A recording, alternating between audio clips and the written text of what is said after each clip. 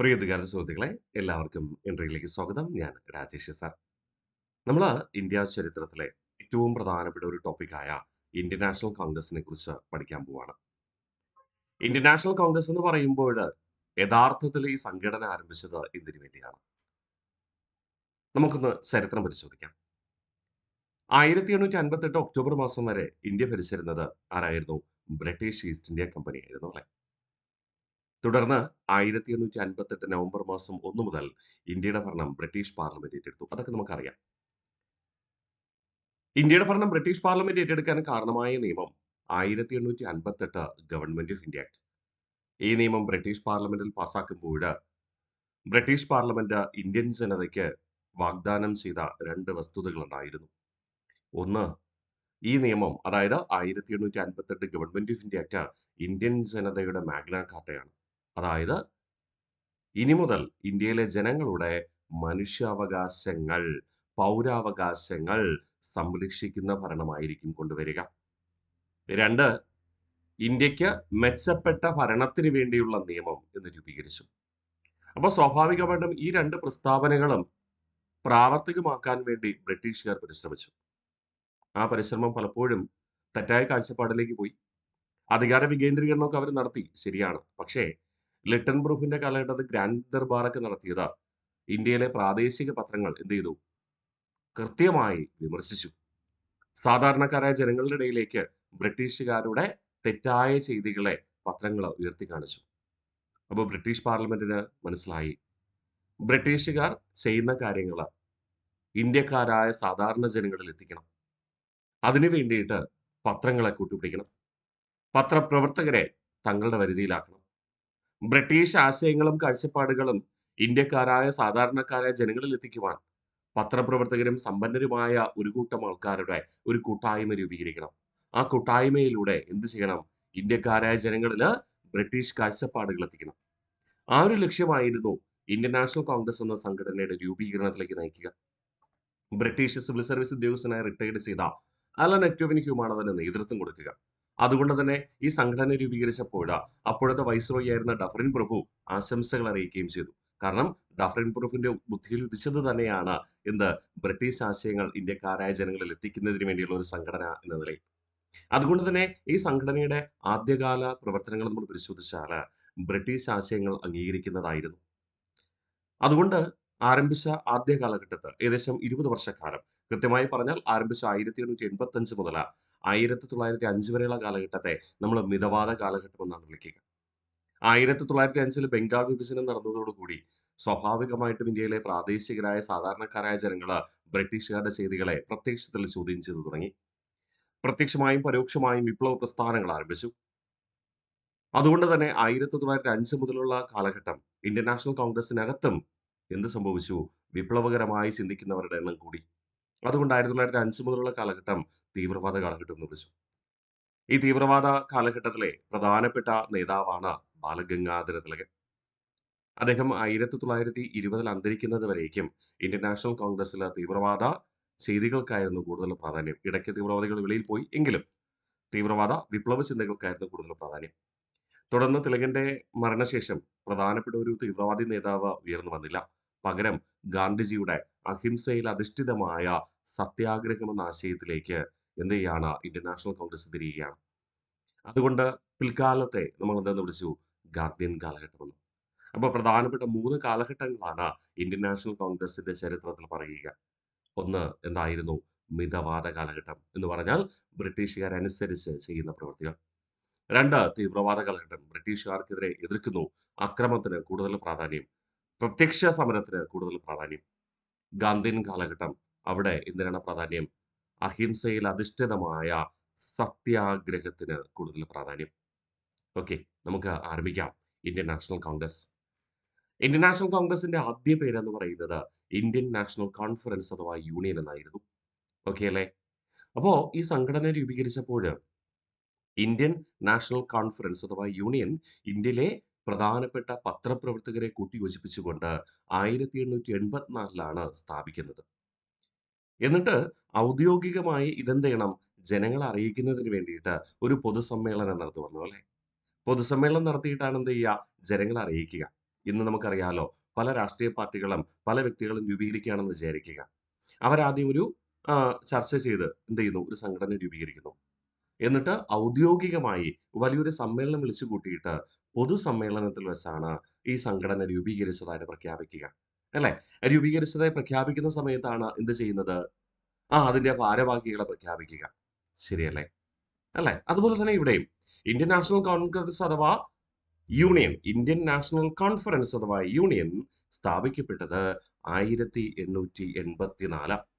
തുടർന്ന് ഔദ്യോഗികമായി ജനങ്ങളെ അറിയിക്കുവാൻ ആദ്യ സമ്മേളനം നടത്താൻ നിശ്ചയിച്ചത് എവിടെയായിരുന്നെടാ? മഹാരാഷ്ട്രയിലെ പൂനെ എന്ന സ്ഥലത്ത്. പക്ഷേ പൂനെയില് പ്ലേഗ് രോഗം പടർന്നു പിടിച്ചു. പ്ലേഗിന് അക്കാലഘട്ടത്ത് മരുന്നൊന്നുമില്ല. അതുകൊണ്ട് തന്നെ ജനങ്ങൾ വീടിന് പുറത്തിറങ്ങാൻ പോലും മടി കാണിച്ചിരുന്ന കാലഘട്ടം. ഫാക്ടറികളിലും പൊതുസ്ഥലങ്ങളിലും ജോലി ചെയ്യുന്നവര് ജോലി ഉപേക്ഷിച്ച് നാടുവിടാൻ തന്നെ തീരുമാനിച്ചു. കാരണം ജീവൻ അത്രത്തോളം ഭയമായിരുന്നു. ആ രോഗത്തിന് അത്രയധികം മരുന്നുമില്ല. വളരെ പെട്ടെന്ന് വ്യാപിക്കുകയും ചെയ്യും. അങ്ങനെ പൂനെയിൽ വെച്ച് നടത്താൻ നിശ്ചയിച്ചെങ്കിലും അവിടെ നടത്താൻ കഴിഞ്ഞില്ല. ഓക്കെ. തുടർന്ന് കുറേ മാസങ്ങൾ കഴിഞ്ഞു. അടുത്ത വർഷമായി. കാരണം പ്ലേഗ് രോഗം പെട്ടെന്ന് മാറില്ലല്ലോ. പകർച്ചവ്യാധിയല്ലേ. അപ്പൊ സ്വാഭാവികം കുറേ കാലഘട്ടം വേണ്ടി വന്നു അത് മാറാനായിട്ട്. അത് കഴിഞ്ഞതിന് ശേഷം ആദ്യ സമ്മേളനം നടത്തിയത് എവിടെയെന്ന് ചോദിച്ചാൽ ബോംബെയിലെ ഗോകുൽദാസ് തേജ്പാൽ സംസ്കൃത കോളേജിൽ വെച്ച്. ഗോകുൽദാസ് തേജ്പാൽ സംസ്കൃത കോളേജിൽ വെച്ച്. ഇതിനിടയിൽ ഇവര് എന്ത് ചെയ്യുന്നതാണ്? ഈ സംഘടനയുമായി ബന്ധപ്പെട്ട് ചർച്ചകളൊക്കെ ഇടയ്ക്ക് നടത്തുന്നുണ്ട്. അതിൽ സംശയമൊന്നുമില്ല. ഈ സംഘടനയുടെ പേരെന്താന്ന് നിർദ്ദേശിച്ച് ഇന്ത്യൻ നാഷണൽ കോൺഫറൻസ് അഥവാ യൂണിയൻ എന്നായിരുന്നു. നമുക്കറിയാം ഈ കോൺഫറൻസ് എന്ന് പറഞ്ഞാൽ എന്താ അർത്ഥം? ആ കുറേയധികം ആൾക്കാർ ഒരുമിച്ച് വന്ന് സദസ്സിലിരിക്കുന്നു. അതിൽ പ്രധാന വ്യക്തികൾ മാത്രം സ്റ്റേജിൽ കയറി പ്രസംഗിക്കുന്നു. അല്ലേ? അവിടെ പ്രസംഗിക്കുന്ന ആൾക്ക് മറുപടി പറയാനോ, എതിരഭിപ്രായമുണ്ടെങ്കിൽ പറയാനോ ഒന്നും കോൺഫറൻസിൽ സാധിക്കില്ല. നമുക്ക് കേട്ടുകൊണ്ടിരിക്കാനേ പറ്റത്തുള്ളൂ.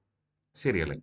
അപ്പൊ ആ ഒരു കാഴ്ചപ്പാടുണ്ടെങ്കിൽ ഇന്ത്യയിലെ പല വ്യക്തികളും ഈ സംഘടനയിൽ അംഗമാകാൻ സാധ്യത കുറവാണ് എന്ന് ആര് പറഞ്ഞു? ഈ സംഘടനയിൽ രൂപീകരണ കാലഘട്ടത്ത് സജീവമായി പ്രവർത്തിച്ചിരുന്ന ദാദാഭായ് നൗറോജി. അതുകൊണ്ട് ദാദാഭായ് നൗറോജിയുടെ നിർദ്ദേശപ്രകാരം എല്ലാവർക്കും തുല്യ പ്രാതിനിധ്യം കിട്ടുന്ന സംഘടനയാണ് എന്ന് അറിയിക്കുക എന്ന ലക്ഷ്യത്തോടു കൂടി ഈ പേര് മൊത്തത്തിലങ്ങ് മാറ്റുകയാണ്. ഇങ്ങനെ ഇന്ത്യൻ നാഷണൽ കോൺഫറൻസ് അഥവാ യൂണിയൻ എന്ന നിശ്ചയിക്കപ്പെട്ടിരുന്ന പേര് പൂർണ്ണമായി ഒഴിവാക്കി. പകരം എന്തെന്ന് സ്വീകരിക്കുകയാണ്? കോൺഗ്രസ് എന്ന് സ്വീകരിക്കുകയാണ്. മനസ്സിലാവുന്നുണ്ടോ? അപ്പോ കോൺഗ്രസ് എന്ന പേര് നിർദ്ദേശിച്ചത് പലപ്പോഴും നമ്മൾ തെറ്റിദ്ധാരണയുടെ പേരിൽ പറയും ഇന്ത്യൻ നാഷണൽ കോൺഫറൻസ് അഥവാ യൂണിയൻ. അതാണ് ആദ്യ പേര്. അതില് അവസാനത്തെ കോൺഫറൻസ് അഥവാ യൂണിയൻ എന്ന വാക്ക് ഒഴിവാക്കിയിട്ട് അവിടെ കോൺഗ്രസ് കൂട്ടിച്ചേർത്തു. അങ്ങനെയല്ല കേട്ടോ. കാരണം ഇവിടെ ഈ മൊത്തം പേര് മാറ്റിയിട്ടാണ് എന്തെന്ന് ചേർക്കുന്നത്? കോൺഗ്രസ് എന്ന് ചേർക്കുക. പിന്നീട് 1891 ഈ കോൺഗ്രസ് എന്ന പേരിനൊപ്പം എന്ത് വാക്ക് കൂട്ടിച്ചേർക്കുക? ഇന്ത്യ എന്ന വാക്ക്. ആണോ? ആണോ? അല്ല. നാഷണൽ എന്ന വാക്ക് കൂട്ടിച്ചേർക്കുക. അപ്പോ 1885 കാലഘട്ടത്ത് ഇന്ത്യൻ നാഷണൽ കോൺഫറൻസ് അഥവാ യൂണിയൻ എന്ന പേരെടുത്ത് മാറ്റി. എന്നിട്ട് എന്തെന്നിട്ടു? കോൺഗ്രസ് എന്നിട്ടു. 1891 നാഷണൽ എന്ന വാക്ക് കൂട്ടിച്ചേർത്ത് എന്തായിട്ട് മാറി? നാഷണൽ കോൺഗ്രസ് ആയിട്ട് മാറി. അപ്പൊ ഇന്ത്യ എന്ന പേരെന്നാ വന്നേ? അല്ലേ? നമുക്ക് സംശയം ഉണ്ടാവൂലേ? ഉണ്ടാവും. 1905 ബംഗാൾ വിഭജനത്തിന് ശേഷം ബംഗാളില് സ്വദേശി പ്രസ്ഥാനവും സ്വരാജ് പ്രസ്ഥാനവും ഒക്കെ വ്യാപിക്കുകയാണല്ലേ. അങ്ങനെ സ്വദേശി പ്രസ്ഥാനത്തിന്റെ വ്യാപനം ഇന്ത്യൻ നാഷണൽ കോൺഗ്രസ് എന്ന സംഘടനയിലും അലയടിച്ചു. അങ്ങനെ ഇന്ത്യൻ നാഷണൽ കോൺഗ്രസിനകത്ത് 1905 വാർഷിക സമ്മേളനം നടന്നപ്പോൾ അവിടെ സ്വരാജ് എന്ന പ്രമേയം അവതരിപ്പിക്കപ്പെട്ടു. ഇന്ത്യയുടെ സ്വാതന്ത്ര്യത്തിന് വേണ്ടി പ്രവർത്തിക്കണം.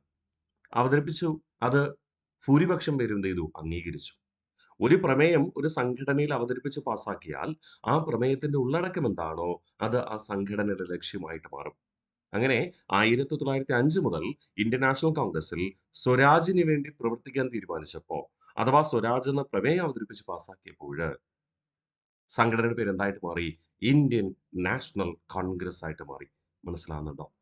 അതുകൊണ്ട് ഞാൻ എടുത്തു പറയുന്നേ, ആദ്യ പേരായ ഇന്ത്യൻ നാഷണൽ കോൺഫറൻസ് അഥവാ യൂണിയൻ എന്ന പേര് മൊത്തം എടുത്തു മാറ്റി. എന്നിട്ട് കോൺഗ്രസ് എന്ന പേര് നിർദ്ദേശിച്ചത് ആരായിരുന്നടാ? നമ്മുടെ ദാദാഭായ് നൗറോജി. ഓക്കെ. കോൺഗ്രസ് എന്ന വാക്കിന്റെ അർത്ഥം എന്താ? ജനങ്ങളുടെ സമ്മേളനം. അവിടെ എല്ലാവർക്കും തുല്യ പ്രാതിനിധ്യമാണുള്ളത് അല്ലെ. ഈ വാക്ക് എടുത്തിരിക്കുന്നത് എവിടെ നിന്നാണെന്ന് ചോദിച്ചു കഴിഞ്ഞാൽ നമ്മൾ പറയും അമേരിക്കൻ ചരിത്രത്തിൽ നിന്ന് അല്ലേ? എവിടെന്നാ അമേരിക്കൻ ചരിത്രം? നമ്മൾ അമേരിക്കൻ സ്വാതന്ത്ര്യ സമരം പഠിക്കുമ്പോൾ നമ്മൾ പഠിക്കാറുണ്ട് അല്ലേ? ബ്രിട്ടീഷുകാരുടെ മേൽക്കോയ്മയ്ക്കെതിരെ അല്ലെങ്കിൽ ആധിപത്യത്തിനെതിരെ പ്രതിഷേധിക്കുക എന്ന ലക്ഷ്യത്തോടു കൂടി ഫിലാഡൽഫിയ എന്ന സ്ഥലത്ത് വെച്ച് 1774 ആദ്യമായി അമേരിക്കയിലെ തീർത്ഥാടക പിതാക്കന്മാർ സ്ഥാപിച്ച 13 കോളനികളിലെ ജനപ്രതിനിധികൾ അവിടെ ഒരുമിച്ച് ചേർന്നു. അവർക്കെല്ലാവർക്കും തുല്യ അഭിപ്രായമാണ്. എന്ത് അഭിപ്രായം വേണമെങ്കിലും പറയാം. അല്ലേ? തുടർന്ന് 75ലും 76ലും ഫിലാഡൽഫിയയിൽ വെച്ച ഈ സമ്മേളനം നടക്കുകയാണ്. അതിനെ നമ്മള് കോണ്ടിനെന്റൽ കോൺഗ്രസ് എന്നോ ഫിലാഡൽഫിയ കോൺഗ്രസ് എന്നോ വിളിക്കാറുണ്ട് അല്ലേ? അതായത് എല്ലാവർക്കും തുല്യ പ്രാതിനിധ്യമാണ്. എല്ലാവർക്കും തുല്യ അവസരമാണ്. എന്ത് വേണമെങ്കിലും അവിടെ തുറന്ന ചർച്ചയ്ക്ക് വിധേയമാക്കാം. അങ്ങനെയാണ് ആ കോൺഗ്രസ് എന്ന വാക്ക് കടം കൊണ്ടിരിക്കുന്നത്. ഓക്കെ അല്ലേ? മറക്കില്ലല്ലോ. അപ്പൊ കോൺഗ്രസ് എന്ന പേര് നിർദ്ദേശിച്ചത് ആരാണ്? ദാദാഭായ് നൗറോജി. ഈ വാക്കെടുത്തിരിക്കുന്നത് അമേരിക്കൻ ചരിത്രത്തിൽ നിന്നാണ്. കോൺഗ്രസ് രൂപവൽക്കരണത്തിന് ആശംസകൾ നേർന്ന വൈസ്രോയിയാണ് ആര്? Dufferin brook. നമ്മൾ പറഞ്ഞിരുന്നു ബ്രിട്ടീഷുകാരുടെ കാഴ്ചപ്പാട് ഇന്ത്യക്കാരെ ജനങ്ങളിൽ എത്തിക്കുവാനാണ്. അതുകൊണ്ട് തന്നെ ബ്രിട്ടീഷുകാർ സ്വാഭാവികമായിട്ട് ഇതിന് പിന്തുണ നൽകില്ലേ? പിന്തുണ നൽകിയിരുന്നു. ഇന്ത്യൻ നാഷണൽ കോൺഗ്രസ് രൂപീകരിക്കുന്ന സമയത്ത് ബ്രിട്ടീഷ് പ്രധാനമന്ത്രി ആര് എന്ന് ചോദിച്ചു കഴിഞ്ഞാൽ സാലിസ്ബറി. പേര് മറന്നേക്കല്ലേ? ഡഫറിൻ ബ്രൂഫാണ് വൈസ്രോയി നമുക്കറിയാം. ആൾറെഡി നമ്മൾ പഠിച്ചിട്ടുണ്ട് അല്ലേ? അപ്പോഴത്തെ ബ്രിട്ടീഷ് പ്രധാനമന്ത്രി ആര് എന്ന് ചോദിച്ചാൽ സാലിസ്ബറിയുമാണ്. ഇത്രയും ക്ലിയർ ആണേ? ഓക്കെ. ഇനി ആദ്യ സമ്മേളനം നടത്താൻ പോവാണേ. സമ്മേളനം ഇതുവരെ നടത്താൻ പറ്റിയില്ല. കാരണം എന്താ? ഫ്ലാഗ് പ്രചരിക്കുന്നുണ്ട് അല്ലേ? എന്നിട്ട് ദാദാഭായ് നൗറോജി അത്രയും ഹോൾഡ് ഉണ്ടോ എന്ന് നമുക്ക് നോക്കാം. എന്താണ് ദാദാഭായ് നൗറോജിയുടെ പ്രത്യേകത? എന്താ പ്രത്യേകത? അദ്ദേഹത്തിന്റെ വിശേഷണങ്ങൾ നമുക്ക് നോക്കാം. എന്തൊക്കെയാണ് അദ്ദേഹത്തിന്റെ വിശേഷണങ്ങള്? നമുക്ക് ഒരുപാട് തവണ പിഎസ്സി ചോദിച്ചുള്ള ക്വസ്റ്റ്യൻ ആണ്. ഒന്ന്, ഇന്ത്യയുടെ ഗ്ലാഡ്സ്റ്റൺ ഏജന്റ് എന്നറിയപ്പെടുന്നു. ഇന്ത്യയുടെ ഗ്ലാഡ്സ്റ്റൺ ഏജന്റ് എന്നറിയപ്പെടുന്ന വേറെ ആരെങ്കിലും ഉണ്ടോ? തീർച്ചയായിട്ടും നമ്മൾ വൈസ്രോയിമാര് പഠിച്ചിരുന്നപ്പോ അവിടെ പഠിച്ചിരുന്നു ഇന്ത്യയുടെ ഗ്ലാഡ്സ്റ്റൺ ഏജന്റ് എന്നറിയപ്പെടുന്ന വൈസ്രോയിയാണ് ആരാ? റിപ്പൺ പ്രഭു. അപ്പൊ ഈ ആരാണ് ഗ്ലാഡ്സ്റ്റൺ എന്ന് പറയുന്നത്? ഏ? ബ്രിട്ടീഷ് പ്രധാനമന്ത്രിയായി സേവനം ചെയ്ത വ്യക്തിയാണ് ഗ്ലാഡ്സ്റ്റൺ. അദ്ദേഹമാണ് ദാദാഭായ് നൗറോജിയെ എന്ത് ചെയ്യുന്നത്? ബ്രിട്ടീഷ് പാർലമെന്റിൽ അംഗമാക്കി മാറ്റുക. ഇന്ത്യക്കാർക്ക് നല്ല കാര്യങ്ങൾ ചെയ്യുക എന്ന ലക്ഷ്യത്തോടു കൂടി റിപ്പൺ പ്രഭുവിനെ ഇന്ത്യയിലേക്ക് വൈസ്രോയെ നിയമിച്ചതും ആര് തന്നെ? ഗ്ലാഡ്സ്റ്റൺ തന്നെ. അതുകൊണ്ടാണ് റിപ്പൺ പ്രഭുവിനെയും അതുപോലെ തന്നെ ദാദാഭായ് നവറോജിയെയും നമ്മൾ എന്തെന്ന് വിളിക്കുക? ഇന്ത്യയുടെ ഗ്ലാഡ്സ്റ്റൺ ഏജന്റ് എന്ന് വിളിക്കുക. ഓക്കെ. 2, ഇന്ത്യൻ രാഷ്ട്രീയത്തിന്റെ പിതാവ് എന്നറിയപ്പെടുന്നു. എന്താണ് രാഷ്ട്രീയം? പൊളിറ്റിക്സ്. എന്താണ് രാഷ്ട്രീയം? ഒരു ദേശത്തിന്റെയോ ഒരു ഭൂപ്രദേശത്തിന്റെയോ ഒരു രാജ്യത്തിന്റെയോ ആശയങ്ങളോ ആവശ്യങ്ങളോ ആശയങ്ങളോ ആവശ്യങ്ങളോ പ്രചരിപ്പിക്കുന്ന വ്യക്തിയെ നമുക്ക് രാഷ്ട്രീയക്കാരൻ എന്ന് വിളിക്കാം. ഒരു പ്രദേശത്തിന്റെയോ അല്ലെങ്കിൽ രാജ്യത്തിന്റെയോ എന്താണ് ആവശ്യങ്ങളോ ആശയങ്ങളോ പ്രചരിപ്പിക്കുന്ന വ്യക്തിയാണ് രാഷ്ട്രീയക്കാരൻ.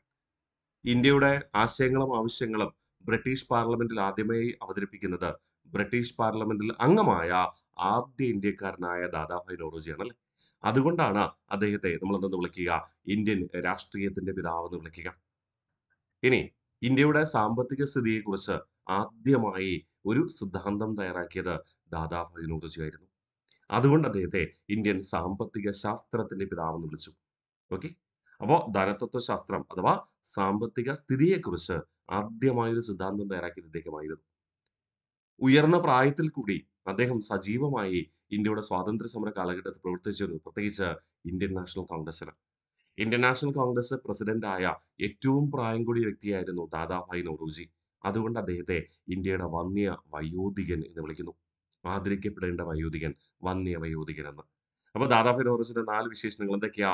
ഇന്ത്യയുടെ ഗ്ലാഡ്സ്റ്റൺ ഏജന്റ് എന്നറിയപ്പെടുന്നു, ഇന്ത്യൻ രാഷ്ട്രീയത്തിന്റെ പിതാവ് എന്നറിയപ്പെടുന്നു, ഇന്ത്യൻ സാമ്പത്തിക ശാസ്ത്രത്തിന്റെ പിതാവ് എന്നറിയപ്പെടുന്നു, ഇന്ത്യയുടെ വന്യ വയോധികൻ എന്നറിയപ്പെടുന്നു.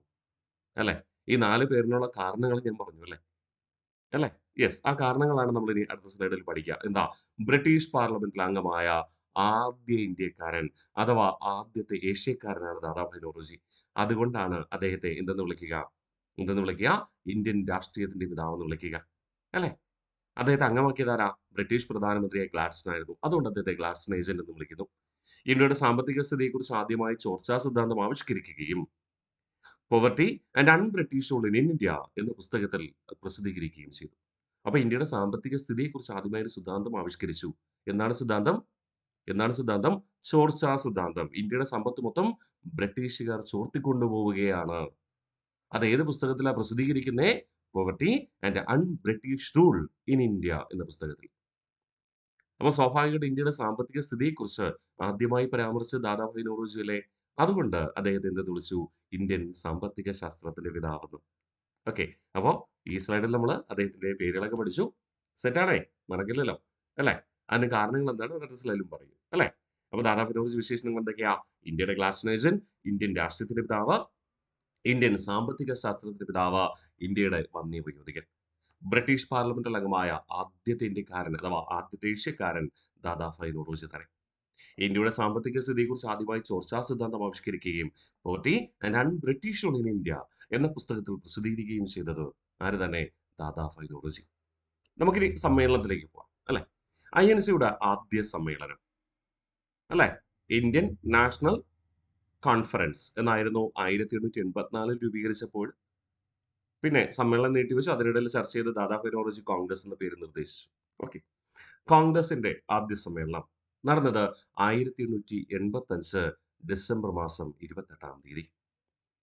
അതുകൊണ്ട് തന്നെ തുടർന്നുള്ള എല്ലാ വർഷങ്ങളിലും ഇന്ത്യൻ നാഷണൽ കോൺഗ്രസിന്റെ വാർഷിക സമ്മേളനം നടക്കുന്നത് എപ്പോഴാണ്? ഡിസംബർ മാസത്തെ അവസാന താഴ്ചയിലെ 3 ദിവസമാണ്. ഇപ്പോഴും മനസ്സിലുണ്ടാവണം. അതുകൊണ്ടാണ് മറ്റൊരു വ്യക്തി 3 ദിവസത്തെ തമാശ എന്നൊക്കെ വിളിക്കുക. നമ്മൾ പഠിക്കും. അപ്പോ ഇന്ത്യൻ നാഷണൽ കോൺഗ്രസിന്റെ ആദ്യ സമ്മേളനം നടക്കുന്നത് 1885 ഡിസംബർ മാസം 28-ാം തീയതിയാണ്. അതുകൊണ്ട് തന്നെ പിന്നീടുള്ള എല്ലാ വർഷങ്ങളിലും വാർഷിക സമ്മേളനം നടക്കുന്നത് 85 ഡിസംബർ 28. സാധാരണ നമുക്കറിയാലോ, ഒരു സംഘടനയുടെ സമ്മേളനം നടക്കുമ്പോൾ എന്തൊക്കെയാണ് പ്രൊസീജിയർ? എന്തൊക്കെയാ പ്രൊസീജിയർ? ആ സംഘടനയുടെ സമ്മേളനം നടക്കുമ്പോൾ ആ സംഘടനയിലെ എല്ലാ അംഗങ്ങളും അവിടെ പങ്കെടുക്കാൻ സാധ്യതയുണ്ടോ? ഇല്ല. പ്രതിനിധികൾ, റെപ്രസെന്റേറ്റീവ്സ് ആയിരിക്കും പങ്കെടുക്കുക. നമ്മൾ ഒന്നെങ്കിൽ റെപ്രസെന്റേറ്റീവ്സ് എന്ന് പറയും, അല്ലെങ്കിൽ ഡെലിഗേറ്റ്സ് എന്നാണ് പറയുക. പ്രതിനിധികൾ, ഡെലിഗേറ്റ്സ്. നിങ്ങൾ സമ്മേളനത്തിലൊക്കെ പങ്കെടുത്തിട്ടുണ്ടെങ്കിൽ അറിയാൻ പറ്റും. ആ സംഘടനയിൽ മെമ്പർഷിപ്പുള്ള എല്ലാവരും പങ്കെടുക്കില്ല. മറിച്ച് സമ്മേളനത്തിൽ പങ്കെടുക്കുന്നത് ഡെലിഗേറ്റ്സ് ആണ്, പ്രതിനിധികളാണ്. അപ്പോൾ ആദ്യത്തെ പ്രൊസീജിയർ എന്താ? ഡെലിഗേറ്റ്സിന്റെ രജിസ്ട്രേഷൻ അല്ലേ? ഡെലിഗേറ്റ്സിന്റെ രജിസ്ട്രേഷൻ കഴിഞ്ഞിട്ട് ആ സംഘടന പ്രവർത്തിക്കുന്ന സമൂഹവുമായി ബന്ധപ്പെട്ട് കാര്യങ്ങൾ ചർച്ച ചെയ്യും. ചർച്ച ചെയ്യുമ്പോൾ അവിടെ വന്ന ഡെലിഗേറ്റ്സിന് ബോധ്യപ്പെടും തങ്ങൾ ഏത് സാഹചര്യത്തിലാണ് പ്രവർത്തിക്കേണ്ടത്, ഏത് കാഴ്ചപ്പാടോടുകൂടിയാണ് പ്രവർത്തിക്കേണ്ടത്. അതിനുവേണ്ടി പ്രമേയങ്ങൾ അവതരിപ്പിച്ച് ചർച്ച ചെയ്യുന്നത്. പ്രമേയങ്ങൾ അവതരിച്ച് വിഷയാവതരണം നടത്തി ചർച്ച ചെയ്യുന്നു. ആ ചർച്ചയ്ക്കിടയിൽ ഡെലിഗേറ്റ്സിന്, പ്രതിനിധികൾക്ക് മനസ്സിലാകും തങ്ങൾ ഈ സാഹചര്യത്തിലാണ് പ്രവർത്തിക്കേണ്ടത്. അങ്ങനെ മനസ്സിലാക്കിയതിന് ശേഷം മാത്രമാണ് അടുത്ത 1 വർഷത്തേക്ക്, അല്ലെങ്കിൽ നിശ്ചിത വർഷത്തേക്ക്, സാധാരണ 1 വർഷമാണ്. ചില സംഘടനകൾ 3 വർഷം പറയാറുണ്ട്, ചില സംഘടനകൾ 5 വർഷം പറയാറുണ്ട്. ഓക്കെ. എനിവേ, അപ്പോൾ സെഷന്റെ ആ സമ്മേളനത്തിന്റെ അവസാന ഭാഗത്താണ് എന്ത് ചെയ്യുക? അടുത്ത ഭാരവാഹികളെ നിശ്ചയിക്കുക. അടുത്ത ഭാരവാഹികളെ നിശ്ചയിക്കുന്ന എപ്പോഴാണ്? ആ സമ്മേളനത്തിന്റെ അവസാന ഭാഗത്ത്. അപ്പോൾ ആദ്യം പ്രതിനിധികൾ, ഡെലിഗേറ്റ്സ് വരുന്നു. അവരെ രജിസ്ട്രേഷൻ നടപടികൾ പൂർത്തിയാക്കുന്നു. പൊതുവിഷയവുമായി ബന്ധപ്പെട്ട് ചർച്ച നടക്കുന്നു. അത് അംഗങ്ങൾ ബോധ്യപ്പെട്ടതിന് ശേഷം, അതായത് ഡെലിഗേറ്റ്സ് ബോധ്യപ്പെട്ടതിന് ശേഷം മാത്രം അടുത്ത ഭാരവാഹികളെ നിശ്ചയിക്കുന്നു. ഇതല്ലേ രീതി? അതുപോലെ തന്നെയാണ് ഇവിടെ. നോക്കിയേ, ആദ്യ സമ്മേളനം നടക്കുന്നത് 1885 ഡിസംബർ 28. എത്ര പ്രതിനിധികളാ പങ്കെടുത്തേ? 72 പ്രതിനിധികൾ പങ്കെടുത്തു. 9 പ്രമേയങ്ങളാണ് അവിടെ അവതരിപ്പിക്കപ്പെട്ടത്. ആദ്യ പ്രമേയം അവതരിപ്പിച്ചത് പ്രശസ്ത പത്രപ്രവർത്തകനായ ജി സുബ്രഹ്മണ്യ അയ്യർ. ആ പ്രമേയത്തിന്റെ ഉള്ളടക്കം ഇതായിരുന്നു: ഭാരതത്തിന് വേണ്ടി ഒരു റോയൽ കമ്മീഷനെ നിയമിക്കണം. ആരോട് പറയാണ്? ബ്രിട്ടീഷുകാരോട്. അപ്പൊ ഭാരതത്തിന് വേണ്ടി ഒരു റോയൽ കമ്മീഷനെ നിയമിക്കണമെന്നതായിരുന്നു ജി സുബ്രഹ്മണ്യ അയ്യർ അവതരിപ്പിച്ച പ്രമേയത്തിന്റെ ഉള്ളടക്കം. ഇന്ത്യയെക്കുറിച്ച് പഠിക്കുവാൻ, ഇന്ത്യയിലെ സദ്ഭരണത്തിന് വേണ്ടി ബ്രിട്ടീഷുകാര് പഠനം നടത്തുവാൻ ഒരു കമ്മീഷനെ നിയമിക്കണമെന്നതായിരുന്നു. സെറ്റ് അല്ലേ? അപ്പോ INC-യുടെ ആദ്യ സമ്മേളനം 1885 ഡിസംബർ 28. പ്രതിനിധികൾ 72, പ്രമേയങ്ങൾ 9. ആദ്യ പ്രമേയം ജി സുബ്രഹ്മണ്യരാണ്. ആ പ്രമേയത്തിന്റെ ഉള്ളടക്കം എന്തായിരുന്നു? ഭാരതത്തിന് വേണ്ടി ഒരു റോയൽ കമ്മീഷനെ നിയമിക്കണമെന്നതായിരുന്നു. തുടർന്ന് ചർച്ചയൊക്കെ കഴിഞ്ഞു ഭാരവാഹികളെ തിരഞ്ഞെടുക്കണം കേട്ടോ. സെക്രട്ടറിയായി തിരഞ്ഞെടുത്തത് സ്ഥാപകനായ അലൻ ഒക്ടേവിയൻ ഹ്യൂമിനെയാണ്. സെക്രട്ടറിയായി തിരഞ്ഞെടുത്തത് സ്ഥാപകനായ അലൻ ഒക്ടേവിയൻ ഹ്യൂം. അതെന്താ? ഒരു സംഘടനയുടെ നെടുന്തൂൺ എന്നറിയപ്പെടുന്നത് എപ്പോഴും സെക്രട്ടറിയാണ്. കാരണം ഒരു സംഘടനയെക്കുറിച്ച് ആധികാരികമായി അറിവുള്ള വ്യക്തി, ആ സംഘടനയുമായി ബന്ധപ്പെട്ട റിപ്പോർട്ടുകൾ പൊതുസമൂഹത്തിന് എത്തിക്കേണ്ട വ്യക്തി, അല്ലെങ്കിൽ അംഗങ്ങൾക്കിടയിൽ എത്തിക്കേണ്ട വ്യക്തി എപ്പോഴും സെക്രട്ടറിയാണ്. അതുകൊണ്ട് തന്നെ ആ സംഘടനയിൽ ആധികാരികമായി അറിവുള്ള വ്യക്തി എന്തായിട്ട് മാറും? സെക്രട്ടറി ആയിട്ട് മാറും. പ്രസിഡന്റിന്റെ ജോലി എന്താ? ആ സംഘടനയുടെ പേരിൽ യോഗങ്ങൾ കൂടുമ്പോൾ അതിൽ അധ്യക്ഷത വഹിക്കുക മാത്രമാണ്. അല്ലേ? അപ്പോൾ ആധികാരികമായി അറിവുള്ള വ്യക്തി എപ്പോഴും ആരായിരിക്കും? സെക്രട്ടറി ആയിരിക്കും. ഓക്കെ. സ്ഥാപകനായ ഏവോ ക്യൂബനാണ് ഈ സംഘടനയെക്കുറിച്ച് ആധികാരികമായി അറിവുള്ളത്. അതുകൊണ്ട് അദ്ദേഹം സെക്രട്ടറി ആയിട്ട് മാറി. 1885 സെക്രട്ടറിയായ അദ്ദേഹം 1885 മുതൽ 1892 വരെ സെക്രട്ടറിയായി സേവനം ചെയ്തു. 1885 മുതൽ 1892 വരേക്കും സെക്രട്ടറിയായി സേവനം ചെയ്ത ആരാണ്? Allan Octavian Hume. Allan Octavian Hume സ്കോട്ട്ലൻഡിലാണ് ജനിച്ചത്. PSC ചോദിച്ചിട്ടുണ്ട് കേട്ടോ. അലൻ ഒക്ടേവിയൻ ഹ്യൂമിന്റെ ജന്മനാട് ഏത്? സ്കോട്ട്ലൻഡ്. അത് യുണൈറ്റഡ് കിങ്ഡം എന്ന സാമ്രാജ്യത്തിന് കീഴിലാണ് വരിക. അതായത് ഇംഗ്ലണ്ടിന്റെ കീഴിലുള്ള ഒരു കോളനി ആയിരുന്നു സ്കോട്ട്ലൻഡ്. ഓക്കെ. ആ സ്കോട്ട്ലൻഡിലാണ് ആര് ജനിക്കുക? Evo Hume. നമ്മൾ UK എന്ന് നമ്മൾ പറയില്ലേ, യുണൈറ്റഡ് കിങ്ഡം എന്ന് പറയുന്നതിൽ ഒരു രാജ്യമാണ് Scotland. Okay. UK. British retired civil service ഉദ്യോഗസ്ഥനാണ് അലൻ ഒക്ടേവിയൻ ഹ്യൂം. റിട്ടയർഡ് ആയി. അപ്പോൾ പ്രത്യേകിച്ച് ജോലിയൊന്നും ഇല്ലല്ലോ. അങ്ങനെ അദ്ദേഹം എന്ത് ചെയ്തു? പക്ഷി നിരീക്ഷണം ആരംഭിച്ചു. അതുകൊണ്ട് തന്നെ ഇന്ത്യൻ പക്ഷി നിരീക്ഷണത്തിന് പിതാവ് എന്നറിയപ്പെടുന്നതും ആര് തന്നെയാണ്? അലൻ ഒക്ടേവിയൻ ഹ്യൂം തന്നെയാണ്. മറക്കല്ലേ? അലൻ ഒക്ടേവിയൻ ഹ്യൂമിനെ കുറിച്ച് 3 കാര്യങ്ങൾ. ഇന്ത്യൻ നാഷണൽ കോൺഗ്രസിന്റെ സ്ഥാപകനും ആദ്യ സെക്രട്ടറിയുമാണ് അലൻ ഒക്ടേവിയൻ ഹ്യൂം. ജനിച്ചത് സ്കോട്ട്ലൻഡിലാണ്. ബ്രിട്ടീഷ് റിട്ടയർഡ് സിവിൽ സർവീസ് ഉദ്യോഗസ്ഥൻ. ഇന്ത്യൻ പക്ഷി നിരീക്ഷണത്തിന്റെ പിതാവ് എന്നറിയപ്പെടുന്നത് ആരാണ്? ഏവോ ഹ്യൂമാണ്. പ്രിയ ഉദ്യോഗാർത്ഥികളെ, ഒരുപാട് ഉദ്യോഗാർത്ഥികൾ തെറ്റിക്കുന്ന ഒരു ചോദ്യമാണ്. എന്തെന്നറിയാമോ?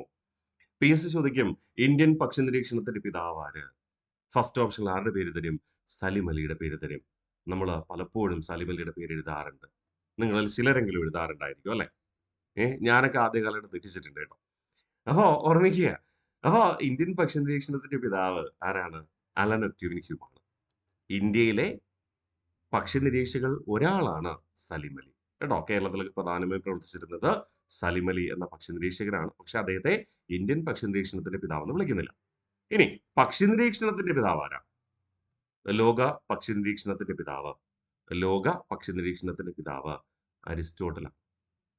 അപ്പൊ പക്ഷി നിരീക്ഷണത്തിന്റെ പിതാവ് എന്നറിയപ്പെടുന്നത് അരിസ്റ്റോട്ടിലാണ്. ഇന്ത്യൻ പക്ഷി നിരീക്ഷണത്തിന്റെ പിതാവ് എന്നറിയപ്പെടുന്നത് അലൻ ഒക്ടേവിയൻ ഹ്യൂമുമാണ്. സെറ്റാണേ. അപ്പോ ബ്രിട്ടീഷ് റിട്ടയർഡ് സിവിൽ സർവീസ് ഉദ്യോഗസ്ഥനാണ്, അല്ലെങ്കിൽ ബ്രിട്ടീഷ് സിവിൽ സർവീസിൽ സേവനം ചെയ്തിട്ടുള്ള ഉദ്യോഗസ്ഥനാണ് ആരാ? Evo Hume. PSC ചിലപ്പോൾ ഇങ്ങനെ ചോദിക്കാം. മറ്റൊരു ക്വസ്റ്റ്യൻ ചോദിച്ചിട്ടുണ്ട്. ബ്രിട്ടീഷ് സിവിൽ സർവീസ് ഉദ്യോഗസ്ഥനായ ഇന്ത്യൻ നാഷണൽ കോൺഗ്രസ് പ്രസിഡന്റ് ആര് എന്ന് ചോദിച്ചിട്ടുണ്ട്. അല്ലെങ്കിൽ ഇന്ത്യൻ നാഷണൽ കോൺഗ്രസ് പ്രസിഡന്റ് ആയ ആദ്യത്തെ ബ്രിട്ടീഷ് സിവിൽ സർവീസ് ഉദ്യോഗസ്ഥൻ ആര് എന്ന് ചോദിച്ചിട്ടുണ്ട്. നമ്മൾ പിന്നീട് പഠിക്കും. അതുപോലെ ചിലപ്പോൾ ചോദിച്ചാലോ, ഇന്ത്യൻ നാഷണൽ കോൺഗ്രസിന്റെ സെക്രട്ടറി സ്ഥാനം വഹിച്ച ആദ്യത്തെ ബ്രിട്ടീഷ് സിവിൽ സർവീസ് ഉദ്യോഗസ്ഥൻ എന്ന് ചോദിച്ചാൽ ആരാണ്? ഏവോ ഹ്യൂമാണ്. സംശയം വേണ്ട. ശരിയല്ലേ? കാരണം ആദ്യ സെക്രട്ടറി അദ്ദേഹമാണ്. അദ്ദേഹം ബ്രിട്ടീഷ് സിവിൽ സർവീസ് ഉദ്യോഗസ്ഥനുമാണ്. അപ്പോ ഇന്ത്യൻ നാഷണൽ കോൺഗ്രസിന്റെ സെക്രട്ടറി പദം അലങ്കരിച്ച ബ്രിട്ടീഷ് സിവിൽ സർവീസ് ഉദ്യോഗസ്ഥൻ ആരായിരുന്നു? Alan Octavian Hume. ഇനി സെക്രട്ടറിയായി. ഇനി പ്രസിഡന്റ് വേണ്ടേ? പ്രസിഡന്റ് വേണം. ആരാണ് പ്രസിഡന്റ്? ഉമേഷ് ചന്ദ്ര ബാനർജി. നമ്മൾ പലപ്പോഴും ചിലപ്പോൾ തെറ്റിദ്ധാരണയുടെ പേരിൽ ഉമേഷ് എന്ന് എഴുതാറുണ്ട്. ഉമേഷ് എന്ന് എഴുതരുത്. ഉമേഷ് എന്ന് തന്നെ എഴുതണം. ഉമേഷ് എന്ന് എഴുതാറുണ്ട്. ഉമേഷ് എന്ന് എഴുതിയാൽ തെറ്റാണ് കേട്ടോ. ഉമേഷ് തെറ്റാണ്. കാരണം ഉമേഷ് ചന്ദ്ര ബാനർജി അതിന്റെ ഷോർട്ട് ഫോം എന്ന് പറയുന്നത് എന്താണടാ? അതിന്റെ ഷോർട്ട് ഫോം എന്ന് പറയുന്നത് എന്താണ്? WC ബാനർജി. അത് നിങ്ങൾക്ക് പരിചിതമായിരിക്കും അല്ലെ? അപ്പൊ WC ബാനർജി ആണ് പൂർണ്ണമായി പേര് പറഞ്ഞാൽ എന്തായിട്ട് മാറുക? ഉമേഷ് ചന്ദ്ര ബാനർജി ആയിട്ട് മാറുക. സെറ്റാണേ. അപ്പോ ഇന്ത്യൻ പക്ഷി നിരീക്ഷണത്തിന്റെ പിതാവ് എന്നറിയപ്പെടുന്നത് ആരാണ്? ഏവോ ഹ്യൂമാണ്. INCയുടെ സ്ഥാപക സെക്രട്ടറി ആയിരുന്നു, സ്ഥാപകനായിരുന്നു. ആദ്യ പ്രസിഡന്റ് എന്ന് പറയുന്നത് ഉമേഷ് ചന്ദ്ര ബാനർജി. അദ്ദേഹം ഏത് മതവിശ്വാസിയാണ്? ഏത് മതവിശ്വാസിയാണ്? ക്രിസ്തു മതവിശ്വാസിയാണ്. അതുകൊണ്ട് ഒന്നെങ്കിൽ ഇങ്ങനെ പറയാം, ഇന്ത്യൻ നാഷണൽ കോൺഗ്രസിന്റെ പ്രസിഡന്റായ ആദ്യ അഹിന്ദു എന്ന് പറയാം. ഇന്ത്യൻ നാഷണൽ കോൺഗ്രസിന്റെ പ്രസിഡന്റായ ആദ്യത്തെ അഹിന്ദു ആരെന്ന് ചോദിച്ചാൽ ഉമേഷ് ചന്ദ്ര ബാനർജിയുടെ പേര് പറയാം. അതോടൊപ്പം ഇന്ത്യൻ നാഷണൽ കോൺഗ്രസിന്റെ പ്രസിഡന്റായ ആദ്യത്തെ ക്രിസ്തുമത വിശ്വാസി എന്ന് ചോദിച്ചാലും ആരെ പേര് പറയാം? ഉമേഷ് ചന്ദ്ര ബാനർജിയുടെ പേര് പറയാം. ഇനി ഈ ഉമേഷ് ചന്ദ്ര ബാനർജി ഇന്ത്യക്കാരനാണോ? അത് പേര് കേൾക്കുമ്പോൾ നമുക്ക് അറിയാലോ, ഇന്ത്യക്കാരൻ തന്നെ. അപ്പൊ ഇന്ത്യൻ നാഷണൽ കോൺഗ്രസിന്റെ ഇന്ത്യക്കാരനായ ആദ്യ പ്രസിഡന്റ് എന്ന് ചോദിച്ചാലും നിങ്ങൾ ആരുടെ പേരാ പറയണ്ടേ? ഉമേഷ് ചന്ദ്ര ബാനർജിയുടെ തന്നെ. അപ്പോ ഇന്ത്യക്കാരനായ ആദ്യ പ്രസിഡന്റ് അല്ലെ? ആ ഹിന്ദുവായ ആദ്യ പ്രസിഡന്റ്, ക്രിസ്തുമത വിശ്വാസിയായ ആദ്യ പ്രസിഡന്റ്. സെറ്റാണ്. ഇനി 1885 INCയുടെ പ്രസിഡന്റ് ആയതിനു ശേഷം വീണ്ടും 1892 വീണ്ടും അദ്ദേഹം പ്രസിഡന്റായി. അതുകൊണ്ട് നമ്മൾ ഇങ്ങനെ പറയും, 2 തവണ INC പ്രസിഡന്റ് ആയ ആദ്യ വ്യക്തി ആരാണ്? വിമേഷ് ചന്ദ്ര ബാനർജിയാണ്. 2 തവണ INC പ്രസിഡന്റ് ആയ ആദ്യ വ്യക്തി വിമേഷ് ചന്ദ്ര ബാനർജിയാണ്. അപ്പൊ ചിലപ്പോൾ നിങ്ങളുടെ മനസ്സിൽ ദാദാഭായ് നൗറോജി അല്ലേ എന്നൊരു ചോദ്യം വരും. പ്രിയ ഉദ്യോഗാർത്ഥികളെ, ദാദാഭായ് നൗറോജിയുടെ പോയിന്റ് ഇതാണ്. 2 തവണ പ്രസിഡന്റ് ആയ രണ്ടാമത്തെ വ്യക്തിയാണ് ദാദാഭായ് നൗറോജി. എന്നാൽ 3 തവണ പ്രസിഡന്റ് ആയ ആദ്യ വ്യക്തിയും ദാദാഭായ് നൗറോജി തന്നെ. നമ്മൾ ഇന്ന് തന്നെ അത് പഠിക്കും കേട്ടോ. സെറ്റ് ആക്കാം, പേടിക്കണ്ട. അപ്പൊ ഈ ഒരു സ്ലൈഡ് നമ്മൾ റിവിഷൻ ചെയ്താലോ? ഇന്ത്യൻ നാഷണൽ കോൺഗ്രസിന്റെ സ്ഥാപകനും ആദ്യത്തെ സെക്രട്ടറിയും അലൻ ഒക്ടവിൻഹ്യൂമായിരുന്നു. 1885 മുതൽ 1892 വരെ സെക്രട്ടറി സ്ഥാനം തുടർന്ന് നിർവഹിച്ചു. ജനിച്ചത് സ്കോട്ട്ലൻഡിലായിരുന്നു. ബ്രിട്ടീഷ് റിട്ടയർഡ് സിവിൽ സർവീസ് ഉദ്യോഗസ്ഥൻ. ഇന്ത്യൻ പക്ഷനിരീക്ഷണത്തിന്റെ പിതാവെന്നറിയപ്പെടുന്നതുമാര് തന്നെ അലൻ ഒക്ടവിൻഹ്യൂം തന്നെ. INCയുടെ ആദ്യ പ്രസിഡന്റ് ഉമേഷ് ചന്ദ്ര ബാനർജിയാണ്. ആദ്യത്തെ അഹിന്ദു ആയ പ്രസിഡന്റ് എന്ന് പറയാം. ആദ്യത്തെ ക്രിസ്തുമത വിശ്വാസിയായ പ്രസിഡന്റ് എന്ന് പറയാം. 2 തവണ INC പ്രസിഡന്റ് ആയ ആദ്യ വ്യക്തിയും ആര് തന്നെ? വിമേഷ് ചന്ദ്ര ബാനർജി അഥവാ WC ബാനർജി തന്നെ. ഏതൊക്കെ വർഷം? 1885 1892. ഓക്കെ, നമുക്ക് ജി സുബ്രഹ്മണ്യ അയ്യരെ കുറിച്ച് ഒന്ന് പഠിച്ചുറപ്പിക്കാം. നമുക്കറിയാം, ജി സുബ്രഹ്മണ്യ അയ്യർ പ്രധാന പത്രപ്രവർത്തകനാണെന്ന് പറഞ്ഞല്ലോ, അല്ലേ? ഏത് പത്രവുമായി ബന്ധപ്പെട്ടാണ് അദ്ദേഹം പ്രവർത്തിച്ചിരുന്നത്? ദ ഹിന്ദു പത്രം. നോക്കാം ദ ഹിന്ദു പത്രത്തെ കുറിച്ച്. പ്രാധാന്യമുള്ള കേട്ടോ, PSC ചോദിക്കാറുണ്ട്. ദ ഹിന്ദു പത്രം സ്ഥാപിച്ചത് M വീരരാഘവാചാര്യയുടെ നേതൃത്വത്തിലാണ്. ആരുടെ? M വീരരാഘവാചാര്യയുടെ നേതൃത്വത്തിൽ ആരംഭിച്ചു. സഹായിച്ചതിൽ ആരും ഉണ്ടായിരുന്നു? ജി സുബ്രഹ്മണ്യർ ഉണ്ടായിരുന്നു കേട്ടോ. പക്ഷെ സ്ഥാപകൻ എന്ന് പറയുന്നത് നമ്മൾ എപ്പോഴും ആരുടെ പേരെ പറയുള്ളൂ? M വീരരാഘവാചാരി. സ്ഥാപക എഡിറ്റർ എന്ന് പറയുന്നത് ജി സുബ്രഹ്മണ്യ അയ്യർ. സ്ഥാപിച്ചത് 1878. പ്രത്യേകത, തെക്കേ ഇന്ത്യയിലെ ആദ്യ ഇംഗ്ലീഷ് പത്രം. തെക്കേ ഇന്ത്യയിലെ ആദ്യത്തെ ഇംഗ്ലീഷ് പത്രമാണ്. അപ്പൊ സൗത്ത് ഇന്ത്യയിലെ ആദ്യ ഇംഗ്ലീഷ് പത്രം എന്ന് പറയുന്നത് ദ ഹിന്ദു ആണ്. എന്ന് ആരംഭിക്കുക 1878. ആരാരംഭിച്ചേ? M വീരരാഘവാചാരി. ആദ്യത്തെ എഡിറ്റർ ആരായിരുന്നു? ജി സുബ്രഹ്മണ്യ അയ്യർ. ക്ലിയർ? ഇനി ചിലപ്പോ നിങ്ങൾ എവിടെയെങ്കിലും ദ ഹിന്ദു പത്രത്തെ കുറിച്ച് വായിക്കുമ്പോൾ അവിടെ ദ ഹിന്ദു പത്രം ആരംഭിച്ചത് ചിലപ്പോ ദ ഹിന്ദു പത്രം ആരംഭിച്ചത് 1883 എന്ന് കണ്ടേക്കാം. അത് ശരിയാണോ തെറ്റാണോ? അതിൽ പകുതി ശരിയുണ്ട്, പകുതി തെറ്റാണ്. അതും കൂടെ ഞാൻ വിശദമാക്കാം. ദ ഹിന്ദു പത്രം ആരംഭിച്ചത് 1878 തന്നെ. ആര്? M വീരരാഘവാചാരി. പക്ഷേ തുടർന്ന് പത്രം പ്രസിദ്ധീകരിച്ചു കൊണ്ടുപോകാൻ സാമ്പത്തിക സ്ഥിതി അദ്ദേഹത്തെ അനുവദിച്ചില്ല. തുടർന്ന് അദ്ദേഹം പത്രം വിൽക്കാൻ തീരുമാനിക്കുന്നു. അങ്ങനെ 1883 മദ്രാസ് മഹാജനസഭ, ആ വർഷം തന്നെയാണ് ആ സംഘടന ആരംഭിക്കുന്നത്. നമ്മൾ പിന്നീട് മദ്രാസ് മഹാജനസഭ പ്രത്യേകിച്ച് പഠിക്കും. അപ്പോൾ നമുക്ക് പഠിക്കാം. മദ്രാസ് മഹാജനസഭ എന്ത് ചെയ്തു? ഈ ദ ഹിന്ദു പത്രത്തെ ഏറ്റെടുത്തുകൊണ്ട് പ്രസിദ്ധീകരണം ആരംഭിച്ചു. അപ്പോൾ മദ്രാസ് മഹാജനസഭ ദ ഹിന്ദു പത്രത്തെ ഏറ്റെടുത്തത് എന്നെന്ന് ചോദിച്ചാൽ 1883. മദ്രാസ് മഹാജനസഭയുടെ ഉടമസ്ഥതയിൽ തെക്കേ ഇന്ത്യയിലെ ആദ്യത്തെ ഇംഗ്ലീഷ് പത്രമായി ദ ഹിന്ദു പ്രസിദ്ധീകരിച്ചു തുടങ്ങിയത് എന്നാണ് 1883. സംശയമുണ്ടാവരുതേ. ഓക്കെ അല്ലേ? അപ്പൊ ദ ഹിന്ദു പത്രം സ്ഥാപിച്ചതാരാണ്? M വീരരാഘവാചാരി. സ്ഥാപക എഡിറ്റർ എന്ന് പറയുന്നത് ജി സുബ്രഹ്മണ്യറാണ്. എന്നാ സ്ഥാപിക്കപ്പെട്ടെ? 1878. ഓക്കെ, പ്രത്യേകത എന്താ? തെക്കേ ഇന്ത്യയിലെ ആദ്യ ഇംഗ്ലീഷ് പത്രം. തുടർന്ന് മദ്രാസ് മഹാജനസഭ എന്ന് ഏറ്റെടുക്കുന്നു. 1883 ഏറ്റെടുക്കുന്നു. സെറ്റാണേ? ഗഡ്. ഇനി അടുത്ത കുറച്ച് കാര്യങ്ങളൂടെ. ഒന്നാമത്തെ സമ്മേളനം നമ്മൾ പഠിച്ചു. അതോടൊപ്പം ചേർത്ത് പഠിക്കേണ്ടതാണ് രണ്ടാമത്തെ സമ്മേളനവും. അതുകൂടെ നമുക്ക് പഠിച്ചുറപ്പിക്കാം. ഇന്ത്യൻ നാഷണൽ കോൺഗ്രസിന്റെ അഥവാ കോൺഗ്രസിന്റെ രണ്ടാമത്തെ സമ്മേളനം 1886 കൽക്കട്ടയിൽ വെച്ച് നടന്നു. ഓക്കെ, അതിന്റെ അധ്യക്ഷൻ എന്ന് പറയുന്നത് ദാദാഭായ് നൗറോജി. നമ്മൾ ഇനി അങ്ങോട്ട് പോകുമ്പോൾ പഠിക്കാൻ പെട്ടെന്ന് എളുപ്പത്തിന് ഈ ഒരു സ്ട്രക്ചറിലായിരിക്കും പഠിച്ചു പോവുക. വർഷം, അതായത് പ്രധാനപ്പെട്ട വർഷം, ആ വർഷം സമ്മേളനം നടന്നത് എവിടെ, അവിടുത്തെ പ്രസിഡന്റ് ആര്, ഈ ഒരു കാറ്റഗറിയിൽ നമ്മൾ ലിസ്റ്റ് ചെയ്യും. അതിൽ പ്രധാന പ്രത്യേകത എന്താണോ താഴെ പഠിച്ചു പോകും. ക്ലിയർ ആണേ? കൺഫ്യൂഷൻ ഉണ്ടാവാതിരിക്കാൻ വേണ്ടിയാണ് അങ്ങനെ ചെയ്യുന്നത് കേട്ടോ. അപ്പോൾ 1886 എവിടെയാ സമ്മേളനം നടക്കുക? കൽക്കട്ടയിൽ. അതിന്റെ അധ്യക്ഷൻ ആരാ? ദാദാഭായ് നൗറോജി. വീണ്ടും ഞാൻ ഓർമ്മിപ്പിക്കുന്നു, 1885 ഡിസംബർ മാസം വാർഷിക സമ്മേളനം നടന്നതുകൊണ്ട് ഇവിടെ 86 എപ്പോഴാണ് സമ്മേളനം നടക്കുക? ഡിസംബറിൽ.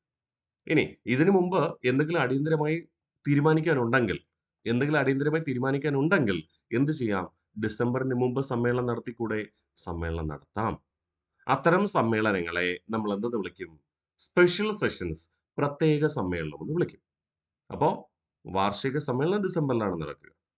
ആ വർഷം പ്രത്യേക സമ്മേളനം ഉണ്ടെങ്കിൽ ഉറപ്പായിട്ടും ആ വാർഷിക സമ്മേളനത്തിന് മുൻപായിരിക്കും നടത്തപ്പെടുക എന്ന് ദയവായി ഓർമ്മിക്കുക. ക്ലിയർ? യെസ്. അപ്പോ 1886 കൽക്കട്ടയിൽ ആരാണ് പ്രസിഡന്റ് ആയത്? ദാദാഭായ് നൗറോജി. അദ്ദേഹത്തെ കുറിച്ച് നമ്മൾ പറയുന്നു. നമ്മൾ 1885 പ്രസിഡന്റായ ഡബ്ല്യു.സി. ബാനർജിയെ കുറിച്ച് ആദ്യം മതത്തിന്റെ അടിസ്ഥാനത്തിൽ പറഞ്ഞു അല്ലേ? അദ്ദേഹം ഹിന്ദുവാണെന്ന് പറഞ്ഞു. ആദ്യത്തെ ക്രിസ്തുമത വിശ്വാസിയായ ഐ.എൻ.സി. പ്രസിഡന്റ് ആണെന്ന് പറഞ്ഞു. അതുപോലെ ഇവിടെ ആദ്യത്തെ പാഴ്സി മത വിശ്വാസിയായ ഐ.എൻ.സി. പ്രസിഡന്റ് ആണ് ദാദാഭായ് നൗറോജി. നമ്മള് നിത്യജീവിതത്തിൽ ഉപയോഗിക്കുന്ന വാക്കാണ് പാഴ്സി. അല്ലെങ്കിൽ അനൗദ്യോഗികമായി ഉപയോഗിക്കുന്ന വാക്കാണ് പാഴ്സി മതം. പക്ഷേ പാഴ്സി മതത്തിന്റെ ഔദ്യോഗിക പേര് എന്ന് പറയുന്നത് സ്വരാഷ്ട്ര മതം എന്നാണ്. ഇന്ത്യൻ ഭരണഘടനയിൽ സ്വരാഷ്ട്ര മതം എന്നാണ് രേഖപ്പെടുത്തിയിരിക്കുന്നത് കേട്ടോ. അപ്പൊ മറക്കല്ലേ, ന്യൂനപക്ഷ വിഭാഗങ്ങളിൽ. ഓക്കെ. അപ്പോ പാഴ്സി എന്ന് നമ്മൾ സാധാരണ സംസാര ഭാഷയിൽ ഉപയോഗിക്കുമെങ്കിലും പാഴ്സി മതത്തിന്റെ യഥാർത്ഥ പേര് സ്വരാഷ്ട്ര മതം എന്നാണ്. അത് മനസ്സിലുണ്ടാവണം. അപ്പോ ആദ്യത്തെ പാഴ്സിമത വിശ്വാസിയായ അഥവാ സ്വരാഷ്ട്രമത വിശ്വാസിയായ ഐ.എൻ.സി. പ്രസിഡന്റ് ആണ് ദാദാഭായ് നൗറോജി. നോക്കിയേ, 2 തവണ പ്രസിഡന്റായ രണ്ടാമത്തെ വ്യക്തിയാണ്. 2 തവണ പ്രസിഡന്റായ രണ്ടാമത്തെ വ്യക്തിയാണ് ദാദാഭായ് നൗറോജി. ഏതൊക്കെ വർഷം? 1886, അത് കഴിഞ്ഞ് 1893. ഓക്കെ. 2 തവണ പ്രസിഡന്റായ ആദ്യ വ്യക്തി ആരാ? ഡബ്ല്യു.സി. ബാനർജി. എന്തുകൊണ്ട്? 1885-ലും 1892-ലും. ഇവിടെ ദാദാഭായ് നൗറോജി എന്താ പ്രത്യേകത? 2 തവണ പ്രസിഡന്റായ രണ്ടാമത്തെ വ്യക്തി. ക്ലിയർ? വീണ്ടും 3 തവണ പ്രസിഡന്റായ ആദ്യ വ്യക്തിയാണ്. 3 തവണ പ്രസിഡന്റായ ആദ്യ വ്യക്തിയാണ് ദാദാഭായ് നൗറോജി. ഏതൊക്കെ വർഷം? 1886-ഉം 93-ഉം ഉണ്ട്. പിന്നെ 1906-ൽ. ഓക്കെ. അപ്പൊ 2 തവണ പ്രസിഡന്റായ ആദ്യ വ്യക്തി ഡബ്ല്യു.സി. ബാനർജി 1885-ലും 1892-ലും. 2 തവണ പ്രസിഡന്റായ രണ്ടാമത്തെ വ്യക്തി ദാദാഭായ് നൗറോജി 1886-ലും 1893-ലും. കൂടാതെ 3 തവണ പ്രസിഡന്റായ ആദ്യ വ്യക്തി ദാദാഭായ് നൗറോജി. ഡബ്ല്യു.സി. ബാനർജി ഇന്ത്യക്കാരനാണോ? അതേലോ. അപ്പൊ ഇന്ത്യൻ നാഷണൽ കോൺഗ്രസിന്റെ പ്രസിഡന്റായ ആദ്യ ഇന്ത്യക്കാരനാരാ? ഡബ്ല്യു.സി. ബാനർജി തന്നെ. രണ്ടാമത്തെ ഇന്ത്യക്കാരനാരാ? ദാദാഭായ് നൗറോജി തന്നെ. അത് പ്രത്യേകിച്ച് പറയണ്ടല്ലോ. പറയണ്ട. പക്ഷേ ഇന്ത്യൻ നാഷണൽ കോൺഗ്രസിൽ പ്രസിഡന്റായ ആദ്യ ഇന്ത്യക്കാരൻ ആര് എന്ന് ചോദിച്ചാൽ പലപ്പോഴും നമ്മുടെ മനസ്സിൽ ദാദാഭായ് നൗറോജി വരും. വരരുത്. ആരാണ്? ഡബ്ല്യു.സി. ബാനർജി ആണ് 85-ൽ. ആദ്യ വിദേശി എന്ന് പറയുന്നത് ജോർജ് യൂൾ അല്ലേ? 88-ല്. അതുവരെയുള്ള എല്ലാ പ്രസിഡന്റുമാരും ഇന്ത്യക്കാർ തന്നെയാണ് കേട്ടോ. ഓക്കെ. ദെൻ ഈ രണ്ടാമത്തെ സമ്മേളനത്തിൽ എത്ര പ്രതിനിധികളാ പങ്കെടുക്കുക? 434 പ്രതിനിധികൾ പങ്കെടുത്തു. ഓക്കെ ആണേ. അപ്പോ ഇന്ന് നമുക്ക് ഇത്രയും പഠിച്ചാൽ മതി. വളരെ പെട്ടെന്ന് നമ്മളിന്ന് പഠിച്ച കാര്യങ്ങളൊന്ന് റിവിഷൻ ചെയ്യാം. ഈ ഒരു സ്ലൈഡ് റിവിഷൻ ചെയ്ത് മുന്നോട്ട് പോകാം. അപ്പോ 1886 കൽക്കട്ട. അധ്യക്ഷൻ എന്ന് പറയുന്നത് ദാദാഭായ് നൗറോജി. ഡിസംബറിലാണ് നടക്കുക വാർഷിക സമ്മേളനം കേട്ടോ. ഇനി പ്രത്യേക സമ്മേളനമാണെങ്കിൽ ഞാനത് മെൻഷൻ ചെയ്യും. സ്പെഷ്യൽ സെഷൻ ആണെന്ന്. ഓക്കെ. ഐ.എൻ.സി. പ്രസിഡന്റായ ആദ്യത്തെ പാഴ്സി അഥവാ സ്വരാഷ്ട്രമത വിശ്വാസിയാണ് ദാദാഭായ് നൗറോജി. 2 തവണ പ്രസിഡന്റായ രണ്ടാമത്തെ വ്യക്തി. 3 തവണ പ്രസിഡന്റായ ആദ്യ വ്യക്തി ദാദാഭായ് നൗറോജി തന്നെ. ഏതൊക്കെ വർഷം? 1886, 1893, പിന്നെ 1906. ഈ രണ്ടാമത്തെ സമ്മേളനത്തിൽ ആകെ എത്ര പ്രതിനിധികൾ പങ്കെടുത്തു? 434 പ്രതിനിധികൾ പങ്കെടുത്തു. സെറ്റാണേ. ഓക്കെ അല്ലേ? നമുക്ക് റിവിഷൻ ചെയ്താലോ? ഓക്കെ. തുടക്കം തൊട്ട്. അപ്പോ ഇന്ത്യൻ നാഷണൽ കോൺഗ്രസിന്റെ ആദ്യ പേര് ഇന്ത്യൻ നാഷണൽ കോൺഫറൻസ് അഥവാ യൂണിയൻ എന്നായിരുന്നു. എന്നാണ് സ്ഥാപിച്ചത്? 1884. ഇനി ഒരു പൊതുസമ്മേളനമൊക്കെ നടത്തി ജനങ്ങളെ ഔദ്യോഗികമായി അറിയിക്കണം. ഭാരവാഹികളെ നിശ്ചയിക്കണം. വേണ്ടേ? വേണം. അങ്ങനെ ആദ്യത്തെ സമ്മേളനം നടത്താൻ നിശ്ചയിച്ചത് എവിടെ? മഹാരാഷ്ട്രയിലെ പൂനെയിൽ. പക്ഷേ പ്ലേഗ് രോഗം കാരണം എന്ത് ചെയ്തു? മാറ്റിവെച്ചു. ഒടുവിൽ ആദ്യ സമ്മേളനം നടത്താൻ കഴിഞ്ഞത് എവിടെയാ? ബോംബെയിലെ ഗോകുൽദാസ് തേജ്പാൽ സംസ്കൃത കോളേജിൽ വെച്ച്. ആദ്യ പേര് ഇന്ത്യൻ നാഷണൽ കോൺഫറൻസ് അഥവാ യൂണിയൻ എന്നായിരുന്നല്ലോ. ആ സംഘടനയുടെ പേര് കേട്ടാൽ അവിടെ പ്രത്യേകിച്ച് എല്ലാവർക്കും തുല്യ അവസരം ഇല്ല എന്നൊരു കാഴ്ചപ്പാട് ജനങ്ങളിൽ ഉണ്ടാകുമെന്നും അങ്ങനെ ഉണ്ടായാൽ ജനങ്ങൾ ഈ സംഘടനയിൽ അംഗമാകാൻ താല്പര്യപ്പെടില്ല എന്നും ആര് പറഞ്ഞു? ദാദാഭായ് നൗറോജി പറഞ്ഞു. അങ്ങനെ ദാദാഭായ് നൗറോജിയുടെ നിർദ്ദേശപ്രകാരം ഇന്ത്യൻ നാഷണൽ കോൺഫറൻസ് അഥവാ യൂണിയൻ എന്ന പേര് മൊത്തത്തിൽ അങ്ങ് മാറ്റി. മൊത്തത്തിൽ മാറ്റിയിട്ട് എന്തെന്ന് പേരിട്ടു? കോൺഗ്രസ് എന്ന പേരിട്ടു. കോൺഗ്രസ് എന്ന വാക്കിന്റെ അർത്ഥം എന്താ? ജനങ്ങളുടെ സമ്മേളനം. ഈ വാക്ക് കടംകൊണ്ടിരിക്കുന്നത് അമേരിക്കൻ ചരിത്രത്തിൽ നിന്നാണ്. കോൺഗ്രസ് രൂപവൽക്കരണത്തിന് ആശംസ നേർന്ന ബ്രിട്ടീഷ് വൈസ്രോയി ആ സമയത്ത് ഡഫറിൻ ബ്രൂക്കാണ്. ആ സമയത്ത് ബ്രിട്ടീഷ് പ്രധാനമന്ത്രി എന്ന് പറയുന്നത് സാലിസ്ബറിയാണ്. അല്ലെ? നമുക്കറിയാം, നമ്മൾ പറഞ്ഞിരുന്നു ഇന്ത്യൻ നാഷണൽ കോൺഗ്രസ് ആദ്യ കാലഘട്ടത്തിൽ ബ്രിട്ടീഷ് ആശയങ്ങൾ ഇന്ത്യക്കാരുടെ ഇടയിൽ എത്തിക്കുന്നതിന് വേണ്ടി രൂപീകരിക്കേണ്ടതാണ്. അതുകൊണ്ട് ആദ്യ കാലഘട്ടം മിതവാദ കാലഘട്ടം എന്നാണ് അറിയപ്പെടുക. അല്ലെ? അതുകൊണ്ട് നിവേദനങ്ങളിലൂടെ മാത്രമാണ് സമ്മതിച്ചിരുന്നത്. പ്രത്യക്ഷ സമരത്തിനൊന്നും ഇന്ത്യൻ നാഷണൽ കോൺഗ്രസ് പ്രവർത്തകർ തയ്യാറായിരുന്നില്ല ആദ്യഘട്ടത്തിൽ കേട്ടോ. ദാദാഭായ് നൗറോജി. ദാദാഭായ് നൗറോജിക്ക് ഈ സംഘടനയുടെ പേര് മാറ്റാൻ തക്ക ഹോൾഡൊക്കെ ഉണ്ടായിരുന്നോ? ഉണ്ടായിരുന്നു. അതാണ് യാഥാർത്ഥ്യം. അതുകൊണ്ട് അദ്ദേഹത്തെക്കുറിച്ച് നമ്മൾ പറയുന്നു. ദാദാഭായ് നൗറോജി എന്തൊക്കെ വിശേഷണങ്ങൾ? ഇന്ത്യയുടെ ഗ്ലാഡ്സ്റ്റോണിസം എന്നറിയപ്പെടുന്നു. ഇന്ത്യൻ രാഷ്ട്രീയത്തിന്റെ പിതാവ് എന്നറിയപ്പെടുന്നു. ഇന്ത്യൻ സാമ്പത്തിക ശാസ്ത്രത്തിന്റെ പിതാവ് എന്നും അറിയപ്പെടുന്നു. കൂടാതെ ഇന്ത്യയുടെ വന്യ വയോധികനെന്നും. ഈ പേരുകളൊക്കെ ഇമ്പോർട്ടന്റ് ആണ് കേട്ടോ.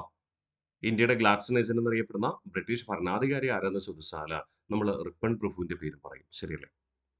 ഇതിനൊക്കെ കാരണങ്ങൾ നമ്മൾ അടുത്ത സ്ലൈഡിൽ പറഞ്ഞു അല്ലെ? ബ്രിട്ടീഷ് പാർലമെന്റിൽ അംഗമായ ആദ്യത്തെ ഇന്ത്യക്കാരൻ അഥവാ ഏഷ്യക്കാരനാണ് ദാദാഭായ് നൗറോജി. അതുകൊണ്ടാണ് അദ്ദേഹത്തെ ഇന്ത്യൻ രാഷ്ട്രീയത്തിന്റെ പിതാവെന്ന് വിളിക്കുക. ബ്രിട്ടീഷ് പാർലമെന്റിൽ അംഗമാകാൻ സഹായിച്ചത് ബ്രിട്ടീഷ് പ്രധാനമന്ത്രിയായിരുന്ന ഗ്ലാഡ്സൺ ആയിരുന്നു. അതുകൊണ്ട് ദാദാഭായ് നൗറോജിയെ ഗ്ലാഡ്സൺ ഏജന്റ് എന്ന് വിളിക്കുന്നു. ഇന്ത്യയുടെ സാമ്പത്തിക സ്ഥിതിയെക്കുറിച്ച് ആദ്യമായി ഒരു സിദ്ധാന്തം, അതായത് ചോർച്ചാ സിദ്ധാന്തം ആവിഷ്കരിച്ചത് ദാദാഭായ് നൗറോജിയാണ്. അതുകൊണ്ടാണ് അദ്ദേഹത്തെ ഇന്ത്യൻ സാമ്പത്തിക ശാസ്ത്രത്തിന്റെ പിതാവെന്ന് വിളിക്കുക. Poverty and un British rule in India എന്ന പുസ്തകത്തിൽ ഇത് പ്രസിദ്ധീകരിച്ചു. ഞാൻ നിങ്ങളോട് പറഞ്ഞിരുന്നു, ഇന്ത്യൻ നാഷണൽ കോൺഗ്രസിൽ 3 തവണ പ്രസിഡന്റായ ആദ്യ വ്യക്തിയാണ് ദാദാഭായ് നൗറോജി. 1906 ആയപ്പോൾ ഒത്തിരി പ്രായമായിട്ടും അദ്ദേഹം എന്ത് ചെയ്തു? പ്രസിഡന്റായിട്ട് മാറി. അതുകൊണ്ടാണ് അദ്ദേഹത്തെ ഇന്ത്യയുടെ വന്യ വയോധികൻ എന്ന് വിളിക്കുക. സെറ്റാണേ. ഇനി ഇന്ത്യൻ നാഷണൽ കോൺഗ്രസിന്റെ ആദ്യ സമ്മേളനം നടക്കുന്നത് 1885 ഡിസംബർ 28. അതുകൊണ്ട് തന്നെ പിന്നീടുള്ള എല്ലാ വർഷങ്ങളിലും വാർഷിക സമ്മേളനം നടക്കുന്നത് ഡിസംബർ മാസം അവസാന ആഴ്ചയിലായിരിക്കും. സമ്മേളനത്തിൽ സാധാരണ എല്ലാ അംഗങ്ങളും പങ്കെടുക്കാറില്ല. പ്രതിനിധികൾ ആരാണോ അവരാണ് പങ്കെടുക്കുക. ഇനി സമ്മേളനം എവിടെ വെച്ചാണ് നടക്കുന്നത്, അവിടുത്തെ എല്ലാ അംഗങ്ങൾക്കും പ്രതിനിധികളായിട്ട് തന്നെ പങ്കെടുക്കും കേട്ടോ. ഡെലിഗേറ്റ്സ് ആയിട്ട് തന്നെ പങ്കെടുക്കാം. അതും ഒരു കണ്ടീഷനാണ്. സമ്മേളനത്തിൽ സാധാരണ ഡെലിഗേറ്റ്സ് ആണ് പങ്കെടുക്കുക. ഇനി സമ്മേളനം എവിടെ വെച്ചാണ് നടക്കുന്നത്, ആ പ്രദേശത്തെ അംഗങ്ങൾക്ക് എല്ലാവർക്കും ഡെലിഗേറ്റ്സ് പ്രതിനിധികളായി തന്നെ സമ്മേളനത്തിൽ പങ്കെടുക്കാൻ കഴിയും. അത് സാധാരണ എല്ലാ സംഘടനകളും പാലിച്ചു പോരുന്ന ഒരു മര്യാദയാണ്. കാരണം എവിടെയാണ് സമ്മേളനം നടക്കുന്നത് അവിടെ ഒരുപാട് കാര്യങ്ങൾ ചെയ്യാനുണ്ടാവും, ഒരുക്ക പ്രവർത്തനങ്ങളൊക്കെ അതിനുവേണ്ടി. ഓക്കെ. ഈ ആദ്യ സമ്മേളനത്തിൽ എത്ര പ്രമേയങ്ങൾ അവതരിപ്പിക്കപ്പെട്ടെ? 9 പ്രമേയങ്ങൾ അവതരിപ്പിക്കപ്പെട്ടു. ആദ്യ പ്രമേയം അവതരിപ്പിച്ചത് പത്രപ്രവർത്തകനായ G Subrahmanya Iyer.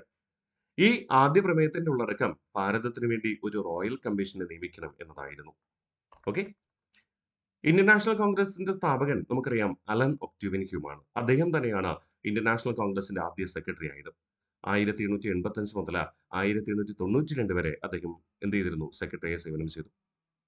Allen Octavian ഹ്യൂമിന്റെ ജന്മസ്ഥലം എന്ന് പറയുന്നത് യുണൈറ്റഡ് കിങ്ഡം എന്നാണ് നമ്മൾ പറയുക. യുണൈറ്റഡ് കിങ്ഡം എന്ന് പറയുമ്പോൾ കുറേയധികം ബ്രിട്ടീഷ് ആ സമുദായങ്ങൾ ചേർന്ന കൂട്ടായ്മയാണ്, രാജ്യങ്ങളുടെ കൂട്ടായ്മയാണ് യുണൈറ്റഡ് കിങ്ഡം, UK. ആ യുണൈറ്റഡ് കിങ്ഡത്തിലെ ഒരു രാജ്യമാണ് സ്കോട്ട്ലൻഡ്. അതായത് ബ്രിട്ടീഷ് രാജ്ഞിയുടെ ആധിപത്യം അംഗീകരിക്കുന്ന രാജ്യം Scotland. British retired civil service ഉദ്യോഗസ്ഥനായിരുന്നു അലൻ ഒക്ടേവിയൻ ഹ്യൂം. ഇന്ത്യൻ പക്ഷി നിരീക്ഷണത്തിന്റെ പിതാവ് എന്നറിയപ്പെടുന്നതും ആര് തന്നെ? ഏവോ ഹ്യൂം തന്നെ. എന്നാൽ പക്ഷി നിരീക്ഷണത്തിന്റെ പിതാവ് ആരാണ്? ഗ്രീക്ക് തത്വചിന്തകനായ അരിസ്റ്റോട്ടിലും. ഇന്ത്യൻ നാഷണൽ കോൺഗ്രസിന്റെ ആദ്യ സമ്മേളനത്തിൽ ആദ്യ പ്രസിഡന്റായി തിരഞ്ഞെടുക്കപ്പെട്ടത് ഭൂമേഷ് ചന്ദ്ര ബാനർജി. അദ്ദേഹത്തെ ആദ്യത്തെ ക്രിസ്മത വിശ്വാസി എന്നും പറയാം, ആദ്യത്തെ അഹിന്ദുവായ INC പ്രസിഡന്റ് എന്ന് പറയാം, തെറ്റൊന്നുമില്ല. ആദ്യത്തെ ഇന്ത്യക്കാരനാണെന്ന് ചോദിച്ചാലും ശരിയാണെന്നേ. INC പ്രസിഡന്റ് ആദ്യത്തെ ഇന്ത്യക്കാരനും ആര് തന്നെ? ഭൂമേഷ് ചന്ദ്ര ബാനർജി തന്നെ. 2 തവണ INC പ്രസിഡന്റ് ആയ ആദ്യ വ്യക്തിയാണ്. ഏതൊക്കെ വർഷങ്ങളിൽ? 1885 1892 സെറ്റാണേ. ദ ഹിന്ദു പത്രം സ്ഥാപിച്ചത് M വീരരാഘവാചാരി. അതിന്റെ സ്ഥാപക എഡിറ്റർ എന്ന് പറയുന്നത് ജി സുബ്രഹ്മണ്യറാണ്. സ്ഥാപിച്ചത് 1878. എന്താ ദ ഹിന്ദു പത്രത്തിന്റെ പ്രത്യേകത? തെക്കേ ഇന്ത്യയിലെ ആദ്യത്തെ ഇംഗ്ലീഷ് പത്രമാണ് ദ ഹിന്ദു പത്രം. തുടർന്ന് M വീരരാഘവാചാരി സാമ്പത്തികമായി അരക്ഷിതാവസ്ഥയിലെത്തിയപ്പോൾ അത് വിൽക്കാൻ തീരുമാനിച്ചു. അങ്ങനെ മദ്രാസ് മഹാജനസഭ 1883 ദ ഹിന്ദു പത്രം ഏറ്റെടുത്ത് പ്രസിദ്ധീകരണം ആരംഭിച്ചു. അതുകൊണ്ട് ദ ഹിന്ദു പത്രം ചില സ്ഥലങ്ങളിൽ 1883 എന്ന് കാണും. പക്ഷേ പി എസ് സിയുടെ ചോദ്യം അതിന്റെ ഉത്തരം 1878 തന്നെ. ഇനി ഒരുപക്ഷെ മദ്രാസ് മഹാജനസഭയുടെ കീഴിലുള്ള ഹിന്ദു പത്രത്തെക്കുറിച്ചാണ് PSC ചോദിക്കുന്നതെങ്കിൽ അവിടെ 1878 കാണില്ല. പകരം 1883 കാണത്തുള്ളൂ. അപ്പോൾ 1878 ഉണ്ടെങ്കിൽ അത് തന്നെ നിങ്ങൾ ആൻസർ ചെയ്യണം കേട്ടോ. 1878 ഇല്ല എന്ന് വിചാരിക്കുക, നിങ്ങൾ എന്ത് ചെയ്തോളൂ? 1883 എഴുതിക്കോളൂ. ക്ലിയർ? രണ്ടാമത്തെ INCയുടെ സമ്മേളനത്തിൽ നമ്മൾ പോകും. 1886 കൽക്കട്ട സമ്മേളനം. അധ്യക്ഷൻ ദാദാഭായ് നൗറോജി. 1886 എന്ന് പറയുമ്പോൾ 1886 ഡിസംബർ ആണ് എന്ന് ദയവായി ഓർമ്മിക്കുക. INC പ്രസിഡന്റായ ആദ്യത്തെ പാഴ്സി അഥവാ സ്വരാഷ്ട്രമത വിശ്വാസിയാണ് ദാദാ നൗറോജി. 2 തവണ പ്രസിഡന്റായ രണ്ടാമത്തെ വ്യക്തി 1886-ലും 93-ലും. 3 തവണ പ്രസിഡന്റായ ആദ്യ വ്യക്തിയാണ് ആര്? ദാദാ നൗറോജി. ഏതൊക്കെ വർഷം? 1886, 93, പിന്നെ ഏറ്റവും അവസാനം 906-ല്. ആ സമയത്ത് ഒത്തിരി പ്രായം കൂടിയ വ്യക്തിയായിരുന്നു. അതുകൊണ്ടാണ് അദ്ദേഹത്തെ ഇന്ത്യയുടെ വന്യവയോധികൻ എന്ന് വിളിക്കുക. ഈ രണ്ടാമത്തെ സമ്മേളനത്തിൽ 434 പ്രതിനിധികൾ പങ്കെടുത്തു. ഓക്കെ അല്ലേ? ആദ്യ സമ്മേളനത്തിൽ എത്ര പേരാ? 72 പേര്. രണ്ടാമത്തെ സമ്മേളനത്തിൽ എത്ര പ്രതിനിധികൾ അഥവാ ഡെലിഗേറ്റ്സ് പങ്കെടുത്തു? 434 പേര് പങ്കെടുത്തു. 434 പേര്. സെറ്റാണേ? ഗുഡ്. അപ്പോൾ ഇത്രയും കൃത്യമായി പഠിച്ചു വരിക. ബാക്കി നമുക്ക് അടുത്ത ക്ലാസ്സിൽ പഠിച്ചുറപ്പിക്കാം. ഇത് ഇത്രയും നിങ്ങളുടെ മനസ്സിൽ കൃത്യമായിട്ടുണ്ടെങ്കിൽ തുടർന്ന് വരുന്ന ക്ലാസ്സിൽ നമുക്ക് വസ്തുനിഷ്ഠമായിട്ട് തന്നെ പഠിച്ചുറപ്പിക്കുവാനായിട്ട് കഴിയും. ഓക്കെ? അപ്പോൾ ബി ഹാപ്പി ഓൾവേസ്. അടുത്ത ക്ലാസ്സിൽ കാണാം.